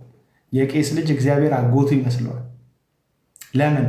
አባት በቅዳሴም አባት በትምህርትም አባት በመዝሙርም ደጋግመው ሲጠሩት ስለሚሰማ የአጎቱ ስም ነው የሚመስለው የእግዚአብሔር ስም። ስለዚህ ቤተሰብ ነው አይነት ነገር። እንደ ኦዛ ማለት ነው። ኦዛ እነሱ ቤት ታቦት ገባ። እነሱ ቤት ታቦት ገብቶ ታቦቱ ኖረ። ዳዊት እኔ በተደላደለ ቤት እየኖርኩ ለእግዚአብሔር ቤት ልስራ ብሎ ወደ ኢየሩሳሌም ከማስጠራቱ በፊት ወደ ዳዊት ከተማ ከማስጠራቱ በፊት የቄስ ልጅ አባባል ነው። የቄስ ልጅ እግዚአብሔር አጎቱ ይመስሏል ይባላል። እና ዳዊት ይምጣ ወደ እኔ ከተማ ሲል የእግዚአብሔር ታቦት በኮርሞች ላይ ተጫነ ታቦቱ እና እነሱ ቤት ስለከረመ ፋሚሊየር የሆነ መሰለው ከታቦቱ ጋር እና በሬዎቹ ሲፋንኑ ልደግፈው ብሎ የእግዚአብሔርን ታቦት ሲይዝ ተቀሰፈ። ምንድነው? ቤተኝነት ተሰማው። በጣም አንድ ነገር ልንገራችሁ። ቴንኪዩ ወንድም አለ እግዚአብሔር ትልቅ ቴንኪዩ። እና ቤተኝነት እንዳይሰማችሁ። በተለይ ማን እግዚአብሔርን አይፈራውም ካላችሁ ማይክ የሚይዙ ሰዎች እግዚአብሔርን አይፈሩትም። ሁሉም አላልኩም፣ በጣም እግዚአብሔርን የሚፈሩ ሰዎች አሉ። ግን ከህዝቡ በላይ እግዚአብሔርን የማይፈራ ማን ነው ካልክ ማይክ የሚይዙ ሰዎች፣ ሰባኪ የሚባሉ ሰዎች፣ ዘማሪ አገልጋይ የሚባሉ ሰው በጣም አብዛኞቹን እግዚአብሔርን አይፈሩትም። ላይፍ ስታይላቸው በጣም አስቀያሚ ነው የምልህ። ሁሉም አላልኩም፣ በጅምላ አላልኩም። በጣም እግዚአብሔር የሚፈሩ እግዚአብሔር ያለባቸው እንደ ዮሴፍ እድሉን አግኝተው ማንም የለም እኮ ተብለው እድሉን አግኝተው ራሱ ልብስ አስይዘው የሚወጡን ደግሞ የዘመኑ ጀግና ሰዎች አሉ። ለምን? ለትዳር ያለ ቫልዩ ወድቋል። ለትዳር ያለ ቫልዩ ወድቋል፣ በተለይ በአገልጋዮች ዘንድ ማለት። ሶስተኛ ትዳር ላይ ቆሞ ለገንዘብ ብሎ የሚድር አገልጋይ ያለበት ሶስተኛ ሰውየው ሶስት ዙር እያገባል እና ቆሞ ያጋባል። ለምን? ገንዘብ ዳጎስ ያለ ገንዘብ ስለሚሰጠው ማለት። ስለዚህ ይሄኛው እንደዛ ነው። አግብቻለሁ ግን ተለያይተናል። በጋብቻ ዙሪያ ምንድን ነው ፕሮግራም? በጋብቻ ዙሪያ ትንሽ የሚከብድ ነገር አለ በእነሱ ፋሚሊ በኩል ማለት ነው። አሁን ከፊት ሌላ ስለሱ አይደለም ያለፈውን አላውቅም፣ ያላየሁትን አላየሁት። ወደፊት አገባለሁ። እሺ፣ በክብር ነው የማገባው። አዎ፣ እኔ አሁን ስላለፈው አያገባኝም፣ ያላሳየኝም። በጣም ክብር ያለበት እግዚአብሔር የሚከብርበት። አሜን። ሰርግ ግን ከፊት አይቻል። አሜን፣ ሃሌሉያ። ምዕመኑ ለምን እንደዚህ ደፋር ሆነ? በሉ ምዕመኑ እንደዚህ ደፋር ሆነ። ለምሳሌ አግብቻለሁ ግን ምናምን ብሎ ያወራና ወደፊት ምናምን ሲባል በክብር አገባለሁ፣ ይሄ ልጅ በክብር አገባለሁ የሚልበት ድፍረት ከየት መጣ ሲባል 3 አግብተው እያገለገለ ያለ ሰው እያለ ፓስተር እንትና የሚባል ዘማሪ ከሌ የሚባል 2ኛ 3ኛ ዙር አግብቶ በክብር በቃ እየኖረ ያለ ሰው አለ። ምንም ችግር የለም፣ ምንም ችግር የለም። ስለዚህ እግዚአብሔርን አለመፍራት ከመድረክ ነው ወደ ምዕመኑ እየገባ ያለው። አለቅ። አሜሪካ ስትሄድ ኢትዮጵያ እያለ እስቴት በቀየርኩ ቁጥር ትዳር የምትመሰርት ዘማሪ ሰባኪ አስበው እንግዲህ ለምዕመኑ ምን እያስተማርክ እንደሆነ። በቃ ወድቀናል ነው የምላችሁ። እና ይሄ ጂፒኤስ የሚባል ሰውዬ የሚራገም ተራጋሚ ሰው ጭምር ነው። ለምን እነዚህ ሰዎች አቅም አገኙ? ዛሬ ልንገራችሁ። እነዚህ ሰዎች አቅም ያገኙት እንደ ጋሽ በቄ እኔ ባልናገር ደስ ይለኛል። ቪዲዮ ሰርቼባቸው አላቅም። ጋሽ በቄ የቀጠና 2 መጋቢ የነበሩ ሰው ናቸው። እንደዚህ አይነት ደፋር ሰዎች እንደነ ጋሽ በቄ ያሉ በእድሜያቸውን ሲጨርሱ ጸጥ ማለት፣ ዝም ማለት፣ በቃ መከተት ወደ ቤት፣ በቃ መጸለይ ብቻ የሚገባቸው ጡረታ ሲወጡ ቁጭ ማለት ሲገባቸው በየአዳራሹ ስለተጠሩ ብቻ እውነትን አደባባይ ላይ የሚሸጡን የሚቀላቅሉ ሰዎች እየበዙ ስለመጡ ነው እነዚህ ሰዎች አቅም ያገኙት። ስሙ ይሄ ሁሉ ህዝብ የሚከተላቸው ዝም ብሎ ነው? እነዚህ ሰዎች እንዴት ነው ይሄ ሁሉ ህዝብ ከኋላቸው የሚያንጋሉት? በጣም ብዙ እኮ ነው እኮ ህዝቡ እኮ የሚሄደው። ቆይጋሽ እንዴት ያያለ አንተ በአንተ አስተሳሰብ ስሙ ጋሽ ሁሉ ህዝብ የሚከተላቸው ዝም ብሎ ነው? እነዚህ ሰዎች እንዴት ነው ይሄ ሁሉ ህዝብ ከኋላቸው የሚያንጋሉት? በጣም ብዙ እኮ ነው እኮ ህዝቡ እኮ የሚሄደው። ቆይጋሽ እንዴት ያያለ አንተ በአንተ አስተሳሰብ አንተ ብለው ያው እንደወድ ማስበ ምንድነው ነብይ በአንተ መስፈርት እኔ ተናገራለሁ። ነብይ ብየምለው ሐዋርያን ብየምለው አስተማሪ ብየምለው አካሉን ለማነጽና ቅዱሳን ወደ ክርስቶስ ሙላት ለማምጣት ምንድነው አካሉን ለማነጽ ለምትለው ግን የሁላችንም አገልግሎት አካሉን ለማነጽ ነው። የሁላችን አስተሮችን ብንሆን ወንጌላውያንን ብንሆን የሁሉ አገልግሎት አካሉን ለማነጽ ነው። እሱ ግን አይዲያል የሆነው የቤተክርስቲያን አገልግሎት ነው። አይዲያል የሆነው እንደሱ ነው እንዲሆን የሚፈለገው። ቤተክርስቲያን አድጋ ወደ ሙላቷ ደርሳ ምዕመናኗ ሁሉ በስለው መጋቢውም የመጋቢነት አገልግሎቱ በትክክል ወንጌላዊውም የወንጌላዊነት አገልግሎቱ በትክክል ሲያደርግ ነው። እንደዛ እንዲሆን ነው የሚፈለገው። ወደዛ እንድናድግ ነው የሚፈለገው። አሁን አድገናል ወይ? ወደዚያ ደርሰናል ወይ? አልደረስንም። ጀማሪ ወንጌላዊ አለ፣ ጀማሪ መጋቢ አለ፣ ጀማሪ ነቢይ አለ፣ ጀማሪ ሐዋርያ አለ። እንድናሳድገው የሚያስፈልግ ወደ ሙላት እንድናደርሰው የሚያስፈልግ ወደዛ ስላልደረሰ ስህተት ስለሚሰራ አንዳንዴ ስለሚበላሽበት ግን ነቢይ አይደለም፣ ሐዋርያ አይደለም፣ ወንጌላዊ አይደለም ብንል ማንንም አገልጋይ ቤተክርስቲያን እና የጋሽ በቄ መስፈርት ትናንትና ከገባቸው ሀንቾ ከምትባለው እህታችን መስፈርት ምንም አይለይም። ይህ ሁሉ የሚከተላቸው ህዝብ የሚከተላቸው ምንም ስለሌላቸው ነው ወይ ይላል ጋሽ በቄ። የትክክለኛ ነብይነትና የነብይነትን ጥሪ ከህዝብ ጋር አቀላቅለው ሲናገሩ ትሰማላችሁ። ብዙ ህዝብ በመከተል ከሆነ ነብዩ መሐመድን ብዙ ህዝብ ተከትሎታል። ወዳጆቼ ነብዩ መሐመድ ነብይ ነኝ ብሏል። እንግዲህ ኢየሱስ ክርስቶስ አልሞተም አልተሰቀለም የሚል የስህተት ትምህርት ያስተማረ መሐመድ የሚባል ግለሰብ ነብይ ነኝ ብሎ በጣም ብዙ ህዝብ ተከትሎታል። አሁን ከሞተ 1600 ምናምን ዓመት ያለፈው ግለሰብ ስቲል እስካሁን ድረስ ወደ 1 ቢሊዮን የሚጠጋ ማህበረሰብ ይከተለዋል። እሱን የነካ ሰው በቃ በህይወት አይኖርም። አሁን የቅርብ ጊዜ ትዝታ እፎይ የሚባልን ወንድም እፎይ የሚባልን አንድ ኦርቶዶክሳዊ ልጅ በቃ እዚህ ሚዲያ ላይ መነጋገሪያ ሆኖ ነበር። ለምን ሲባል ነብዩን ስለነካ ተብሎ አለቀ። ብዙ ህዝብ የትክክለኝነት ማረጋገጫ አይደለም።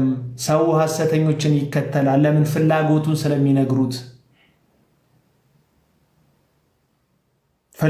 ስለሚነግሩት በቃ አለቀ። እና ጋሽ በቄን የሚያክል ጉምቱ የሚባል የቤተክርስቲያን ሽማግሌ አባት ፓስተር የነበሩ ሰው አሁን እንደዚህ ወርደው የነዩ ጩፋና የነ ሚራክል ተከራካሪ ሲሆኑ በጣም የሚያመው ማለት ነው። እኔ በጣም ማዝነው በነቢያቱ የሚያደርጓቸውን እያንዳንዳቸውን ነገሮች አንስተን ልንነጋገር እንችላለን።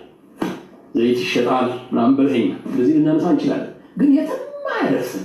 የትም እኔ መጽሐፍ ጽፌ 40 ምናምን ብር ኮስት ያደረገኝ መጽሐፍ አንድ መጽሐፍ 40 ምናምን ብር ያደረገኝ ለቤተ ክርስቲያን ለህንፃ ስራ አውሉት ብዬ ሰጥቼ ቤተ ክርስቲያን በመድረክ ላይ ደግሞ በሐራጅ መጽሐፉን ሸጣ በሐራጅ 40 ምናምን ብር ያወጣ መጽሐፍ 100,000 ብር ተሸጧል።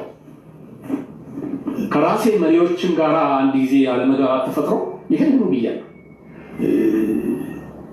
አንድ ጠርሙስ ዘይት 1,000 ብር መሸጥ እና አንድ የ43 ብር መጽሐፍ 100,000 ብር መሸጥ እንዴት ነው የምንሄደው? እንደዚህ ሄደን የትም አንደርስ። ይገባሃል የምለው የሚደረጉትን ነገሮች ሁሉ እያንዳንዱን እያነሳን ብንሄድ በጣም ነገር ነው ያለው ልንነጋገር የምንችል። በጣም የሚያስቅ ሎጂክ አምጥተዋል ጋሽ በቄ። እንትን ይሰማቸዋል ምልክት ስጡኝ። የሚሰማን ጋሽ በቄ ዘይት ስለሚሸጡ ነቢያቶች ሲጠየቁ የእሳቸው ቤተክርስቲያን ያው ሙሉ ወንጌል ናት። ሙሉ ወንጌልም እኔ በ40 ብር ያሳተምኩትን መጽሐፍ በ100 ሺህ ብር ሽጣለች ይላሉ። አንድ ጥያቄ ልጠይቁት። የእርሶ ቤተክርስቲያን ሙሉ ወንጌል ይህንን የጋሽ በቄን መጽሐፍ ወይም የፓስተር በቄን መጽሐፍ የገዛ ሰው ከመካንነት ይፈወሳል ብላ ነው የሸጠችው? ታምራት ያደርጋል ብላ ነው የሸጠችው? ቤተክርስቲያን ገንዘብ እንደሚያስፈልጋት የታወቀ። ስለዚህ ሰዎች ተጫርተው ምን ብለው ቤተክርስቲያን ውስጥ የሆነች ነገር ሊገዙ ይችላሉ። ዞሮ ግን በሽማግሌ ለሚመራ ቤተክርስቲያኑ ገንዘቡ የሚገባው የሆነ አንድ ሽማግሌ መሽረጥ አድርጎ አውጥቶ የራሱን የግል ህይወቱን አይኖርበትም። እናውቃለን። አስተዳደር አለ፣ ገንዘብ ክፍል አለ፣ ሪፖርት ይደረጋል፣ ዓመታዊ በጀት መግለጫ ይሰጣል። አብያተ ክርስቲያናት ውስጥ እንደዚህ ነው። ቃለ ሕይወት መሰረተ ክርስቶስ ውስጥ ብትሄዱ በአመት ውስጥ ምን ያህል ገንዘብ ሰብስበናል፣ ምን ያህል ገንዘብ እናወጣለን የሚል የበጀት መዝጊያ ለምዕመኑ ይሰጣል። ለምዕመኑ ሁሉ ተሰብስቦ ይህን ገዝተናል፣ ይህን አውጥተናል፣ ይሄ እጃችን ላይ ይቀራል፣ እንደዚህ ለመስራት አቅደናል ይላል። ህዝቡ የራሱ ቤተክርስቲያን ስለሆነ መጽሐፍን ተሽጦ ቢሰበሰብ ለራሱ እንደሆነ ያውቃል። ምንም ተደርጎ ቢሰበሰብ ለራሱ እንደሆነ ያውቃል። አለቀ። ሌላ ታሪክ የለውም። እነ የጩፋ ዘይት የሚሸጡት ምን እያሉ ነው? ከማካህንነት ትፈወሳላችሁ እያሉ ነው። ፈውስ የማን ነው? ፈውስ የእግዚአብሔር ነው። የእግዚአብሔር ፈውስ ደግሞ በነፃ ነው። ኢየሱስ እንዲፈውሱ የላካቸውን ሐዋርያቱን ምንድን ነው ያላቸው? በነፃ የተቀበላችሁትን በነፃ ስጡ፣ እኔ አላስከፈልኳችሁም እያለ ነው ኢየሱስ። እኔ አሁን የሰጠኋችሁን ስጦታ አስከፍዬ አይደለም የሰጠኋችሁ፣ ስላላስከፈልኳችሁ ማንንም አታስከፍሉ በዚህ ስጦታ አለ ኢየሱስ። ስለዚህ በነፃ የተቀበላችሁትን በነፃ ስጡ አለ። አለቀ። በነፃ ተቀብለው ኢየሱስ ሳያስከፍል የሰጣቸውን እግዚአብሔር ሳያስከፍል የሰጣቸውን ስጦታ በነፃ የተቀበሉትን ስጦታ መቸርቸር እንደማይችሉ ለሐዋርያቱ ነግሯቸዋል። ሐሰተኛ ነቢያት ግን በነፃ ከእግዚአብሔር ስላልተቀበሉ ከአጋንንቱ ዓለም ስለሆነ ስጦታውን የሚቀበሉት ዘይቴ ይፈውሳል እያሉ ህዝቡን ዘይት ይሸጡለታል። ሙሉ ወንጌል የትኛውን ቦታ ላይ ጨርቅ ይፈውሳል ብላ ጨርቅ አትሸጥልህ። እኔ ተማመናለሁ። ፐርፌክት ናት እያልኩ አይደለም። የሰው ስብስብ ነው። አፍተሮል ሙሉ ወንጌል ውስጥም ስህተት አለ፣ ቃለ ሕይወትም ስህተት አይጠፋም። የሰው ሰዎች ስለሆኑ የየራሳቸው የቸርች ፖለቲካ ድካም ይኖርባቸዋል። ቸርቾቹ ይታወቃ ነው። ነገር ግን ቢሸጡ የሸጡት ለራሱ ለቤተ ክርስቲያን። እነዚህ ግለሰቦች እዩ ጩፋ ሆነ ማንም የፈለከው ሰው ጠራ፣ ጨው የሚሸጠው ምንም የሚሸጠው ሰውዬ ተነስቶ ሲሸጥ ገቢው ለግሉ ነው። ምክንያቱም ቸርቹ የራሱ ብቻ ነው። እዛ ቸርች ውስጥ በአጋዥነት ያሉ ሰዎች ጥቂት በጣት የሚቆጠሩ ሰዎች ደሞዝተኛ ሊሆኑ ይችላሉ። ከጥበቃ ወንጌላዊ ወይ ፓስተር ተደርጎ የተሾመ ፓስተርም አርጎ አይሾሙም ሰው። ቴንኪው መቅድዬ። አርጎ አይሾሙም። ጥቂት ሰዎች ብር ሊያገኙ ይችላሉ፣ ትንሽዬ ብር። የቀረው ሁሉ ግን የግለሰቡ ነው። ያንን ነው እየተቃወምን ያለ ነው። ያንን ህዝባችን ተበዘበዘ እያልን ነው። ከዛም ባለፈ ደግሞ ነብይ ነን ብለው በእግዚአብሔር ስም ሐሰትን ይናገራሉ፣ ትዳር ያፈርሳሉ። ይኸው እያያችሁ ነው። ይሄ ሰው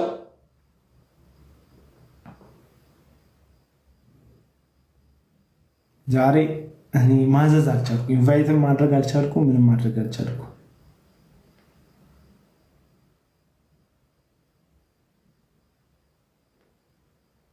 ጊፍት የሚሰጡኝ ሰዎች ቴንኪው እላለሁ። እዚህ ቲክቶክ ላይ ጊፍት የሚሰጡኝ ሰዎች ለምን እፈውሳቸዋለሁ ብያቸው አይደለም የሰጡኝ ጊፍቱ ስናገር የሚያምኑበት ሀሳብ ስለሆነ ነው የሰጡኝ። ወዳጆች ወይልዬ ቴንኪው፣ እግዚአብሔር ይባርክሽ የኔ እናት፣ መልካም ሴት፣ አመሰግናለሁ። የምትናደዱ ሰዎች ምንም ልረዳችሁ አልችልም። በቃ እንደው የሆነ ጊዜ ላይ ጥቂት ጊዜ ውስጥ በጣም ተሸማቀቀን።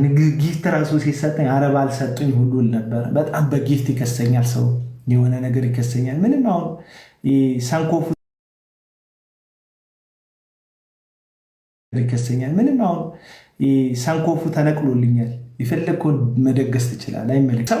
የእነዚህ ሐሰተኞች ጠበቃ ሆኗል። በስተመጨረሻ ዘመን እነ ቄስ ቶሎሳን አይታቸዋቸዋል። በስተመጨረሻ ራሳቸው በወጣትነት የተናገሩት ትንቢት እውነት መሆኑን ለማሳመን በየአዳራሹ እየሄዱ ዘይት አፍስሰው ሰው ላይ ወደማይቀረው ሞት ሄዱ።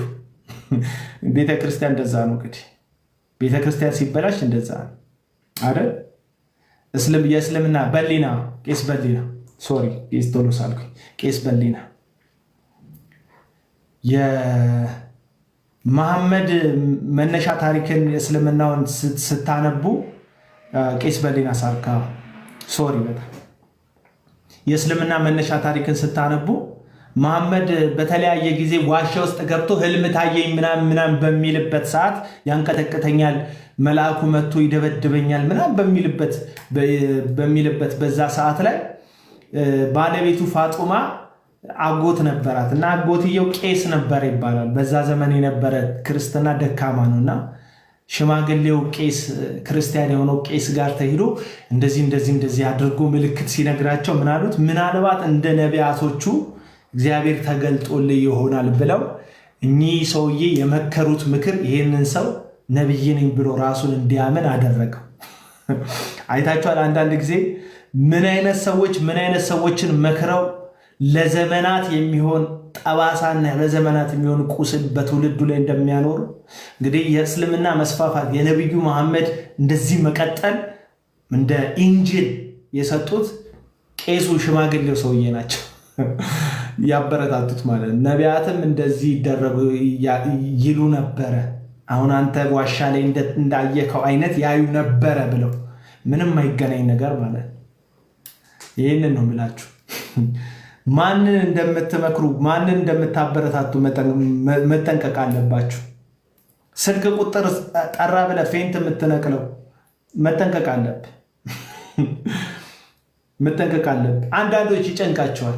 እሺ እከሌንም ተቃወምክ፣ እስቲ አንተ ትክክለኛ የምትለው አንድ አገልጋይ ጠራልኝ ይሉኛል። አልጠራልህም። አንድ አገልጋይ እኔ ቤተክርስቲያን ነው የምጠራልህ። መሰረተ ክርስቶስ አልኩህ እኮ ቤተክርስቲያን ጠራለህ። ለምንድን ነው ግለሰብ እንድጠራ የምፈልገው?